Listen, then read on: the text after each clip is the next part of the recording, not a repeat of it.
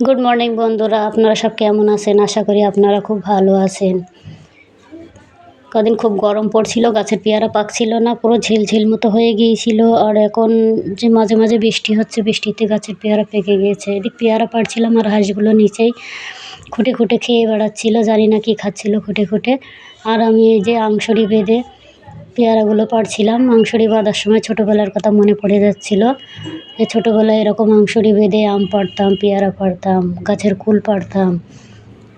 কিছু কিছু কাজ করতে গিয়ে ছোটোবেলার স্মৃতিগুলো সামনে চলে আসে।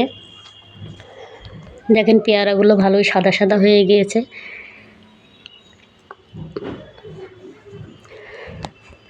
পেয়ারাগুলো আমি এক এক করে সব গুছিয়ে নিলাম। পেয়ারাগুলো যখন আংশড়ি দিয়ে পাড়ছিলাম সব নিচেই পড়ে যাচ্ছিল।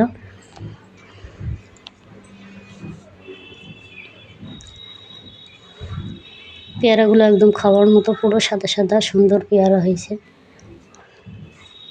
জন্য এক গামলা পেয়ারা পেড়ে নিলাম। কিছু পেয়ারা দিদির বাড়ি দিয়ে পাঠাবো।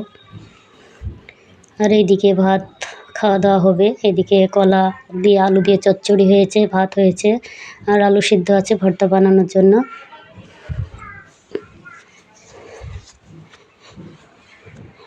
সকালবেলা বেশি সবজি করলে কেউ খেতে চায় না। এই পর্যন্ত ভিডিওটা।